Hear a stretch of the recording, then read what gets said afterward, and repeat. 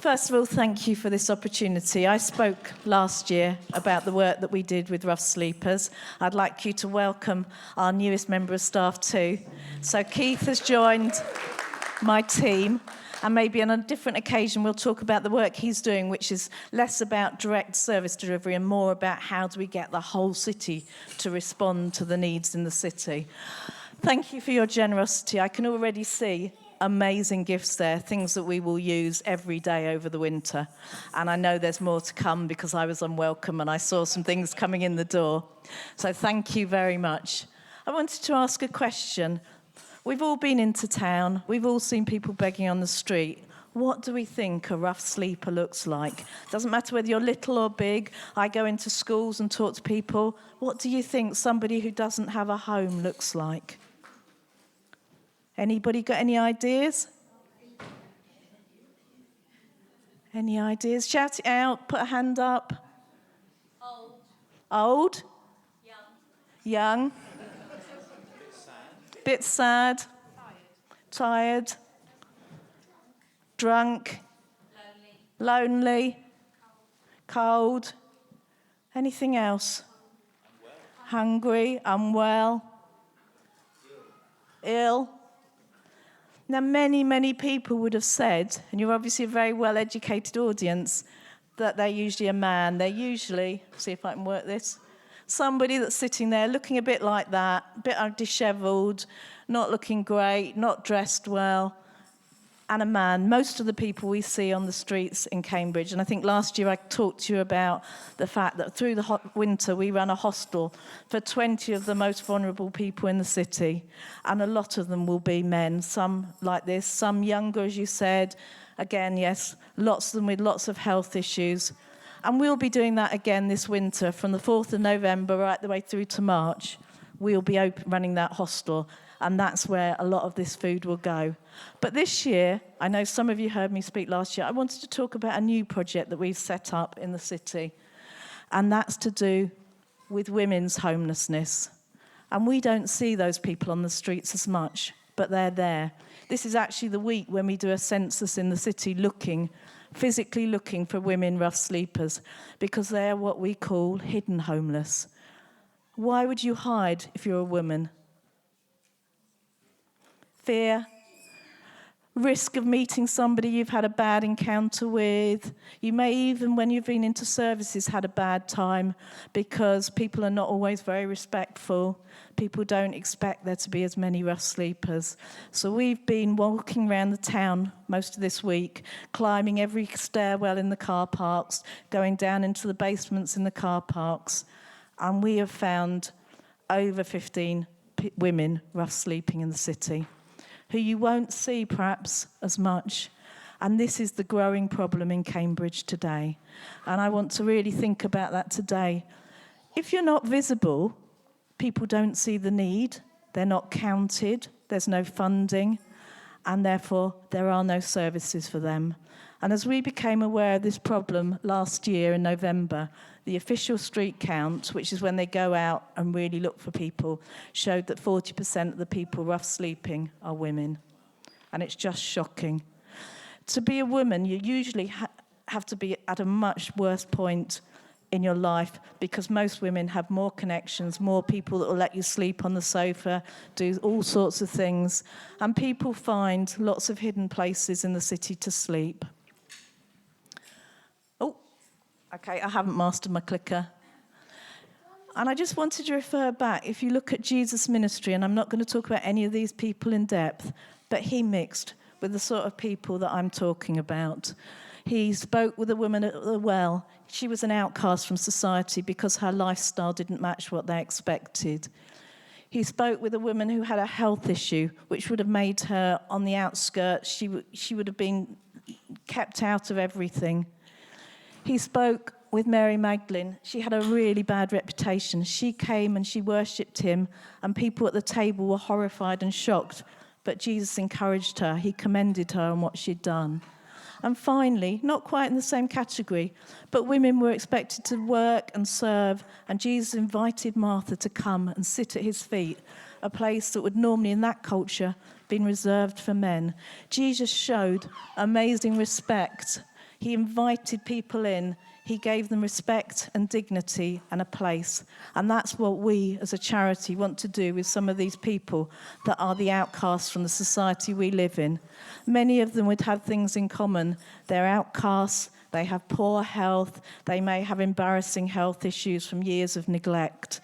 They may be involved in bad behaviour of all sorts. But we want to welcome them in, and we want to say there is a better way to live. Show them that there is a way to move on, to move out of what they're doing. And this is what we hope to do through the Haven. Now, this is a little banner that was made last week by women who would be sleeping rough on the streets if the Haven wasn't open. And that makes my heart sing. That's just all of us go to craft evenings, we all go and do things. They're exactly the same people as us, just hidden beneath depths of neglect, of abuse, of sadness, of illness. And at the Haven, what we're trying to do is provide, let me go this way so I don't wreck the stage, a space, and it's a women-only space, because some of these women are so scared of men, they won't go into a service with men. So there are no men in the space. We have a security guard. She's female. They're not all as well behaved as you would like. So we need to have security. We have a really strong support team. We offer them the real basics of life. We offer them a meal. We offer them drinks. We offer them a bathroom where they can have a shower or a bath, a fresh set of clothes. We offer them a laundry service. They can put all their clothes in and we'll give them a set of clothes. And then what we do is try and build up trust so that we can talk to them about where else they could go, what else they could do. That's not a quick journey. These are many women who've slept on the streets for years, in and out of accommodation and things. But it's a really basic meeting people right where they are and saying to them, let's do something differently.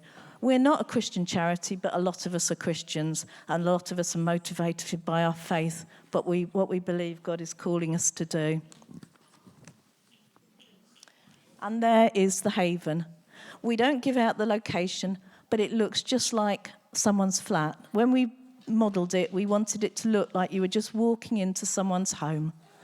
Just a cosy lounge, somewhere to sit, somewhere to chat, somewhere to eat a meal. There's a kitchen. It's not fancy. It's not like a service. We want it to be that people feel they're coming to a place of safety, a place where they can just get what they need. This is the room we have upstairs. It's full of clothes. If anyone has pre-loved clothes that they've grown out of, don't want anymore, particularly coats, shoes, I'm very happy to take all of that. We have a charity that sends us lots of beauty products. We do a pamper evening. They all sit there with face masks on. We laugh, but what we want to do is re-engage them with those everyday normal activities. You are worth it. You are valued, and you can be beautiful. You are beautiful. And we provide clothes. One of the things in the first week that touched my heart was a lady who couldn't decide between two outfits. So she came down and she modelled them both. Just a few hundred yards away, there would be people in John Lewis's doing exactly that. That's normality. That's what we want to try and bring back into people's lives. So they re-engage with, who am I? I love craft. I love baking. I want to look good. I want people to see me rather than be hidden away and tucked out of sight. How can you support us? Well, probably the most important thing is to pray for us. I really, really believe that God is good and he's done amazing things. Even finding a 2-bedroom flat in the centre of the city is an amazing answer to prayer when we all know how hard accommodation in the city is. Every single need we've had, I advertised for a new oven because my oven wasn't working. Within hours, someone comes up with an almost brand new oven. God is really good and he provides our needs, and you are providing our needs here. If you want to find out more, then do come to our website. I've left my business card there. It's got the website on it. If you want to connect, if you want us to tell you regularly what's happening, and if you want to give, that's great, but all of those things are just as valuable. But most of all, I'd say, is when you see someone on the streets, just treat them like a human being. That could be me. If my life had taken a different direction, if I didn't have the family, the support, it could be you. All of us at some time in our lives have had a time when things have not gone to plan. and someone's bailed us out. Maybe not in a big way, maybe let us stay for a few weeks, but for many of these people, that's what they lack. So thank you so much for what you're bringing. Thank you for your support. If anyone wants to know more, then I'm always around. Thank you, Ian. So I'm just going to talk very briefly about this story that Jesus told. And you will notice that it's a story following a Q&A session between Jesus and some people who are listening to him. It's important to notice that the person who stands up and asks Jesus the question, "What should I do to inherit eternal life?" is an expert in the religious law. That's why Jesus pushes the question back to him. Well, what do you read in the law? Because, of course, being an expert in the law, and this was the law of Moses, the religious law, not a lawyer in the sense that we would think of a lawyer today, he answered correctly. This is the great command, to love the Lord your God with all your heart, soul, strength, and mind, and then love your neighbor as yourself. You see the connection there between loving God and loving those around you. And that's been our theme this morning. Because we have accessed the love of God, because we recognize that God cares, God is here to help. He loves people because he created us and has made it possible for us to have a relationship with him. Because we've been able to access that as believers in Jesus, we want to show that love to others. But that was kind of too straightforward for this clever clogs. He wanted to know, well, can you be a bit more precise, Jesus? Who exactly is my neighbor? You do kind of wonder if he was looking for a get-out clause. Let me just be absolutely clear. Who do I have this commitment to, Jesus? And he asked it like that because in Jewish thinking, only fellow Jews could be a neighbor. You would be neighborly to fellow Jews, but, oh no, not other people, because they were different. They were other. They were not like us. And so in their minds, they didn't think they had any kind of responsibility to be kind, to be caring, to be loving to those who didn't think and act like they did. And so that's why Jesus came up with this story. And he's clearly suggesting that the person who was traveling was a Jewish man. And then the first two people who come across this beaten up man with wounds and no clothes is a priest. Now you'd think of all the people who would understand what we've just heard as being so important, it would be the priest who understood that. But he went on. I don't know what kind of excuse he made. He was busy, had to get to the temple. Maybe he thought, if I touch this person, then I might be ceremonially unclean, so I can't do my duties in the temple. But he just moved on the other side of the road and left him there. And then a Levite or a temple assistant, someone who also worked in that religious atmosphere, did exactly the same thing and went on the other side. That was a road that was known to be quite dangerous. It was about 18 miles down to Jerusalem, to Jericho, and it was quite notoriously dangerous. There were very dangerous parts, particularly narrow roads, narrow paths around the cliffs that could just where bandits could hide. And so this was a story that resonated. This wasn't just some made-up story. This was a real life experience for many people. And then a despised Samaritan came along, and you have to understand that there'd been a lot of enmity between Jews and Samaritans ever since the 7th century BC. They were sort of Jews up to a point, but the Jews felt they'd polluted the worship of God. They'd added in other kind of things. It was a syncretistic mix, and they looked down on them. They despised them. They did not have anything to do with Samaritans because they had really mucked up badly. So there was quite a prejudice against Samaritans from the Jews. And yet it's the Samaritan who stops. And as we saw, it's the Samaritan who takes time to minister to this wounded person. Now, it's not insignificant that the story goes, as the story goes, the man is without clothes. I'm suggesting the significance of that, at least in part, could be that this Samaritan wouldn't know what kind of nationality he was. He's got no identifying characteristics. He's without clothes. He's just a human being lying on the ground. And yet the Samaritan, because he is a human being, that is sufficient. And he goes over, he tends his wounds with olive oil and wine and bandages them. And then he takes him on his donkey and he puts him in like a travel lodge, if you like. And he gives the innkeeper the equivalent of 2 days' wages. We don't use denarii anymore, but it's the equivalent of 2 days' wages. So just do a quick calculation in your mind. Think of what your annual salary is, your monthly salary, whatever it is, and make that, divide it by 30 and times it by 2, and that's what he gave the innkeeper. And then beyond that, he said, if that isn't enough, just let me know. So maybe, like Liz, he left his business card with the innkeeper. I don't know how he was going to send him a text or something like that. Obviously, I know that's a joke. He didn't have text in those days. But he was saying, I am available to help beyond what I've just done if needed. I wonder if those guys were feeling a bit smug at the beginning of the story. I think they might have been feeling a little bit got at by the end. It's a bit like got you, skewered you. Jesus really nailed it.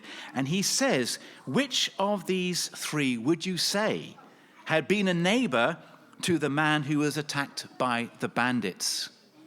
You asked me that question, Mr. Religious Expert. You wanted to know who the neighbor was. Who would you say the neighbor was? And of course, the religious expert says the one who showed him mercy. I wonder if it's significant that he couldn't quite bring himself to say the Samaritan, the people who they don't like. So he described what he did rather than say who he was. And Jesus said, yes, you got that right. So go and do likewise. So our overall conclusion is that our love for others truly reveals and reflects our love for God. We cannot say that we love God and then fail to show mercy to those in need. Secondly, we must be a neighbor to anyone in need. We should not divide people into neighbors and non-neighbors because God created everyone in his own image. And more specifically, just 3 things to end with. To do this, to live like Jesus was saying they should, requires at least 3 things. Be willing to move out of your comfort zone. I'm sure when Liz was walking around the car parks and the not so salubrious places of Cambridge, it was out of your comfort zone, Liz, wasn't it? It was not exactly what you want to do every Saturday afternoon or whatever. And the priest and the Levite were not willing to leave their comfort zone, but the Samaritan was. The Samaritan was also a traveler, but he rearranged his priorities to help the wounded man. So to live like this, we will be required from time to time to move out of our comfort zone. Secondly, be willing to suspend judgments about people and situations. Again, very pertinent to the work that Liz and those who are working with her are doing in the city of Cambridge. The Good Samaritan did not judge. So easy to have said, well, he's probably brought it upon himself, so I'll just leave him there. Maybe he's drunk and fell over. It's all his fault. God is pleased when we do something to help, rather than simply blame the person in need for bringing their problems on themselves. And finally, be willing to pay a price in order to help. The Good Samaritan had to shoulder the financial cost of helping the wounded man. And mercy can be costly because everything in our society comes with a price. In a very small way, we've paid a very small price to go and buy those goods or to forsake them in our use, to give them to the charity. That's a very, very small thing. But obviously there's a lot of expense involved in making this ministry effective, making this caring happen. So that is a few thoughts. Those are a few thoughts on this story. And I want to go back to the idea that we are to be grateful for our blessings.